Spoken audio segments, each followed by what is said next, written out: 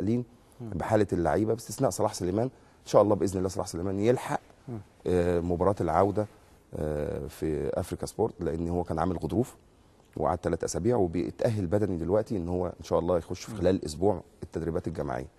هو اسلام عوض بس اللي عنده جزع في الرباط الخارجي، ما يلحقش الماتش خالص، هيبقى في صعوبه ان هو يلحق. هو طبعا هو اسلام بيجاهد وبيعمل تمرينات علاجيه مع عمرو المطراوي، الدكتور عمرو المطراوي صبح وبعد الظهر، بيحاول ان هو يلحق، لكن اعتقد هتبقى في صعوبه وفي مجازفه. واحنا دايما كابتن حسن ما بيلعبش حد لما يكون سليم 100%. شيكابالا الحمد لله كويس، يعني شيكابالا من بدايه ما جينا حازم ما ريحش 3 دقائق، يعني بيلعب ده حقيقه، بيلعب كل المباريات حتى في التدريبات ملتزم جدا وما فيش ادنى مشكله بالنسبه له. هو حصل له بس اصابه في كعب رجله قبل ما نروح تنزانيا، وفضل الكابتن حسن ان هو يريحه لان طبعا احنا كنا محتاجينه في مباراه العوده. فما عندناش مشاكل الحمد لله اللي بيتكتب عليها. يعني جاهزه تقريبا 100% بدون صلاح سليمان، لكن الفرقه كلها باحسن صلاح واسلام عبد الواحد السيد كان امبارح ما اتمرنش الحمد لله. امبارح بس كان حس بنغزه في عضلات الصدر، راح عمل اشعه والحمد لله. عبد الواحد طبعا من رمز من رموز نادي الزمالك، وبرضه في يعني اسئله كتيره جدا انا بتسالها وانا خارج، وانا عبد الواحد هيجدد امتى؟ عبد الواحد طبعا جزء وتاريخ من نادي الزمالك، واحنا كجهاز فني بس بنختار الوقت المناسب، وهو عارف كده. يعني عبد الواحد علاقتي بيه كويسه جدا زي اخويا الصغير، وبنتناقش وهو ما بيفكرش. والجميل برضه اللي برضه برد بيه على بعض الاسئله ان كان هيحصل تمرد، وان الكلام ده مش موجود خالص. احنا معانا لعيبه على مستوى عالي جدا، وهي الظروف، بعض الظروف اللي اتحطت فيها اللعيبه اللي عليه بعض الالتزامات، لكن الطلب كان في منتهى الادب ومش طلب تمرد. ودي نقطه برضو بحب اوضحها لجمهور نادي الزمالك.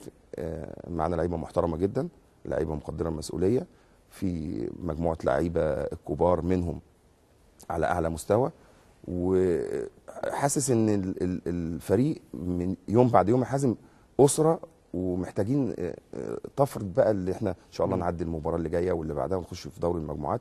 هتفرق كتير جدا مع نادي الزمالك ومع اللعيبه ان شاء الله. يعني حتى مجموعه الزمالك بعد الماتش ده ان شاء الله لو كسبنا في ماتش مع المكناسي اعتقد المغربي او الفاس، المغرب الفاسي ان شاء الله باذن الله. مجموعه صعبه المهم بس ايه نعدي المباراه دي واحده واحده ان شاء الله. كابتن اسماعيل، وانت بتتكلم موضوع شيكابالا وشيكابالا، يعني اكيد كل الناس كانت عارفه ان كان في كابتن حسن مع شيكابالا نوعا ما، كان ايام المنتخب ما كانش في علاقه يعني مريحه. يعني حضرتك لما جيت النادي مع كابتن حسن شحاته، انت حضرتك المتولي هذه الامور نوعا ما اللي هي غير فنيه طبعا، ما شاء الله ده جامد جدا، ولكن النواحي بقى اللي هي بره الملعب، كنت جاي متوقع صدام كبير بين كابتن حسن وشيكابالا؟ كنت جاي متوقع شيكابالا بشخصيه صعب الميراث، صعب انك توجهه، صعب انك لقيت نفس الكلام ده اللي انت متخيله؟ اصل انا حاسب يعني شهادتي هتبقى مجروحه بالنسبه لشيكابالا، لان يعني شيكابالا في ناس كتير كانت مستنيه صدام بين الكابتن حسن وشيكابالا، وكابتن حسن وميدو، وكابتن حسن وميدو خالص. كابتن حسن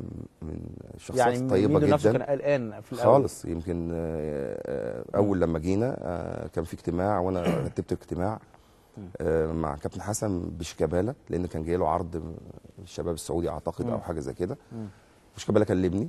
شيكابالا طبعا في منزله ابني عمر، وعلاقتي بيه وانا بره النادي او جوه النادي ما اختلفتش واحد.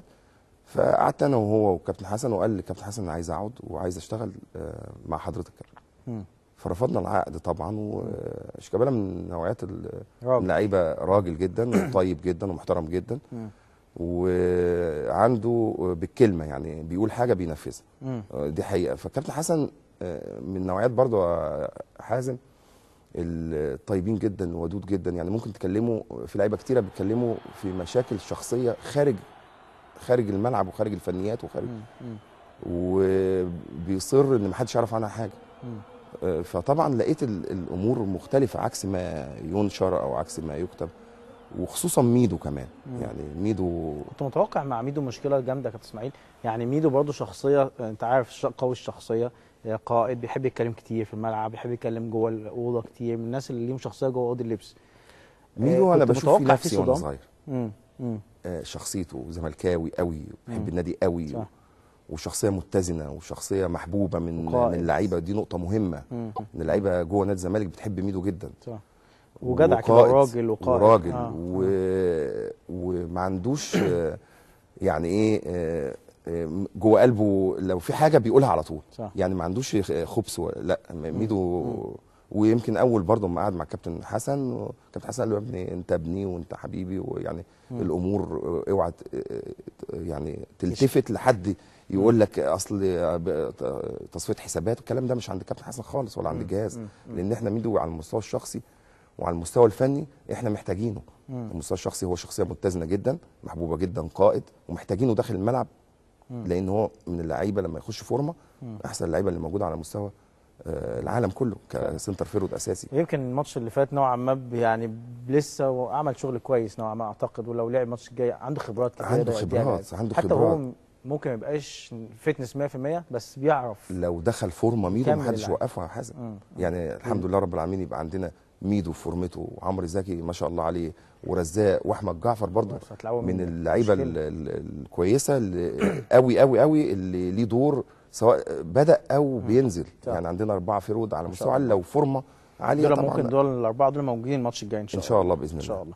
كابتن اسماعيل، علاقتك بالكابتن حسن شحاته انتوا اتعاملتوا مع بعض في كاس العالم وناشئين في الامارات وفي بوركينا فاسو واحرزتوا بطوله افريقيا، ودلوقتي مع بعض، بس في كان حوالي 7-8 سنين بعيد شويه، صح؟ اشتغلتهم انا مدير فني. مدير فني. رجعت تاني دلوقتي العمليه كمدرب عام ومدير فني. العلاقه زي ما هي كابتن اسماعيل ام بعد الخبرات الكتير اللي حضرتك اكتسبتها وخبرات كابتن حسن بقت الدنيا مختلفه نوعا شويه؟ خصوصا انا عارف العلاقه الشخصيه يمكن دمرداش كتب لنا قبله على راس المعلم، يعني دايما حضرتك حريص انك دايما تقبل راس المعلم قبل كل تمرين طبعا حبا في هذا الرجل او احتراما ليه او يعني قول لي علاقتك بكابتن حسن ودلوقتي تطورها بعد 7-8 سنين شغل. هي علاقه قبل كده برضو حازم، يعني علاقتي بكابتن حسن لاني اول مره العب فيها في الفريق الاول كان على يد الكابتن حسن، كان مدربي في ال 19 سنه وخدنا بطوله الجمهوريه ورشح 5 لعيبه منهم اسماعيل يوسف يكون مع كابتن ابو رجيله سنه 84. فهو اللي رشحني ولعبت يعني على ايده فريق اول، وكان امنيه حياتي اني اشتغل مع كابتن حسن. فلما بطلت رحنا لعبنا اشتغلنا مع بعض في منتخب الشباب. كابتن حسن بالنسبه لي يعني حاجه مهمه جدا في حياتي ومحترم جدا. يمكن في بعض الاوقات انا بحكي له حاجات شخصيه ما حدش يعرفها. علاقتنا ما انقطعتش حتى لما انا اشتغلت كمدير فني. وبرضه عايز افسر حاجه حازم للجمهور. لما جيت كابتن حسن طلبني ان انا اشتغل كمدرب عام في نادي الزمالك، انا ما ترددتش. انا كنت مدير فني بعد 8 سنين مدير فني ودرجه اولى. انا ما ترددتش لحاجتين. الحاجه الاولانيه انا عليا دين لنادي الزمالك، وده مش كلام. يعني لو انا في بوزيشن اقل من اللي انا فيه دلوقتي انا كنت هوافق على حسن. لازم نادي الزمالك اكون موجود فيه. حاسس ان انا اكتسبت الخبرات دي ال8 سنين عشان اقدر اخدم نادي الزمالك فين؟ في اي حته. في اي حته. في اي حته. ودي حقيقي جوايا. الجزء الثاني ان انا هشتغل مع يعني راجل اخ كبير ليا وعلامه كبيره جدا من علامات التدريب على مستوى العالم. فما كانش عندي تردد ان انا اكون موجود وفي اي وضع. يعني ما عنديش مشكله خالص. كابتن حسن ما اتغيرش، هو علاقتنا بالعكس بقت اقوى. هو مديني احساس يا حازم ان انا يعني الراجل الثاني مع الكابتن حسن ده شرف، حاجه مهمه، شرف كبير ليا. شرف كبير ليا ولاي حد يشتغل مع كابتن حسن. وفي نادي الزمالك يعني انا شغال مع كابتن حسن وفي نادي الزمالك، دي حاجه كبيره جدا تعني لي حاجات كتير. عايز اقول حاجه برضو، خلينا نتكلم في يعني نقط ناس كتير ممكن تنقد فيها. يعني هتكلم في نقد عشان حاجه برضو ترد على هذا النقد بشكل كبير. في ناس كتير بتقول ان الجهاز الفني لنادي الزمالك ما بيحبش النقد وبيزعل من النقد خالص. وكابتن حسن بالذات لما مثلا حد بينقده في التلفزيون او في الجرايد بيتضايق، ما بيحبش يتكلم معاه وبيبقى يعني شايل منه شويه. الكلام ده مدى صحته، وايه النقد اللي هو بيزعل منه، وايه النقد اللي هو بيحس ان هو مش نقد تجريح مثلا؟ هو يعني النقد لا اللي بيزعل منه الكابتن واللي احنا كلنا بنزعل منه الجهاز الفني لما يكون فيها حاجه شخصيه. مم. انما عمرنا احنا نتقبل النقد يوميا. يمكن بعد تعييني متحدث رسمي باسم فريق الكوره من نادي الزمالك عن طريق كابتن حسن وعن طريق مجلس الاداره، يوميا احنا في اجتماعات مع اخواتنا الصحفيين في كل وقت. ما عندناش ادنى مشكله لو في ما فيش عتاب في كلمه بتكتب فنيا، ما عندناش ادنى مشكله. انما تبقى حاجه شخصيه في حاجه خارجه عن الاطار الفني، هو اللي بيزعل منه كابتن حسن، واحنا كلنا بنزعل منه. وبرغم من ذلك ان احنا برضو في تواصل بيننا وبين الاعلاميين، لان ده جزء من شغلنا. ودايما انا كان ليا مقوله حازم شهيره: اللي بيشتغل في العمل العام عليه ان يتقبل ايه؟ حلو ومر. حلو اللي هو الناس والجمهور وحب الناس وان انت تعمل بطوله وان انت تعمل حاجه حلوه لجمهورك. المر بتاعه ان يبقى فيه برضو في حاله الخساره تتقبل، وفي حاله النقد تتقبل، حتى لو النقد ده كان خارج الاطار الفني. علينا ان احنا نتعامل برضو بمنتهى الاحترام، لان هو اللي هيبقى سيد بيننا وبين اي حد في الوسط الرياضي.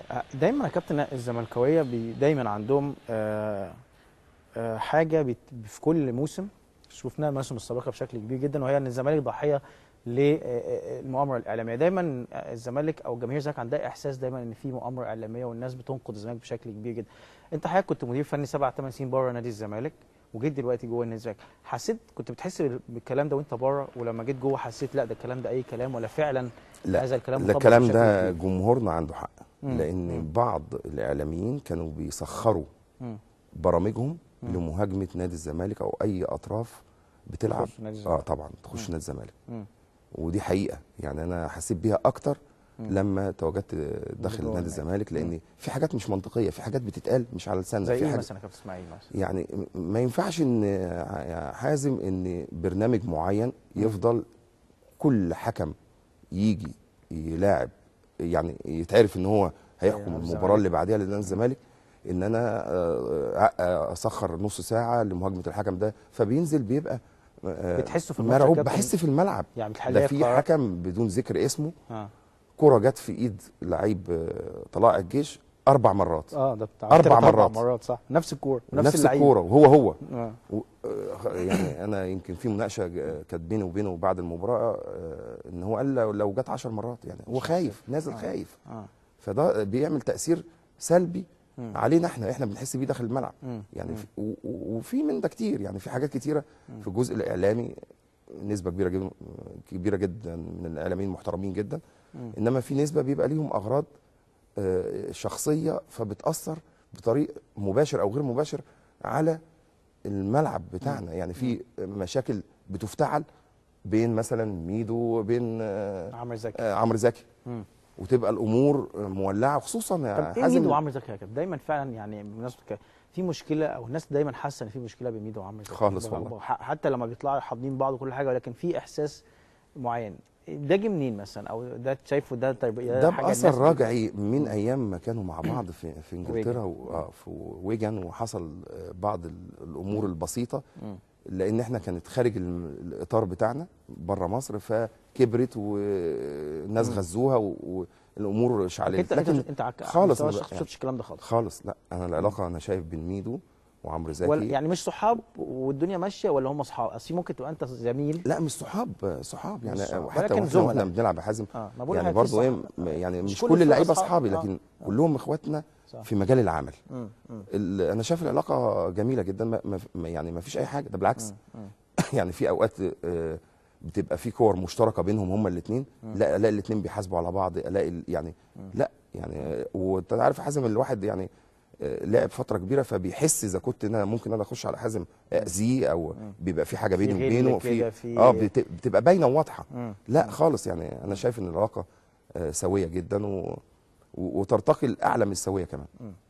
كابتن اسماعيل يوسف، يعني حضرتك زي ما قلت يمكن بتقوم بكذا شغل في نادي الزمالك، الموضوع الفني ده المفروض ياخد حيز كبير من اهتمامك، ولكن رغم كده حضرتك دايما مواضيع فن اللي بره الملعب كانت بتقوم بشكل النفسيه ده جزء كبير، لان احنا برضه يا حازم كابتن حسن شحاته بشكل كبير جدا.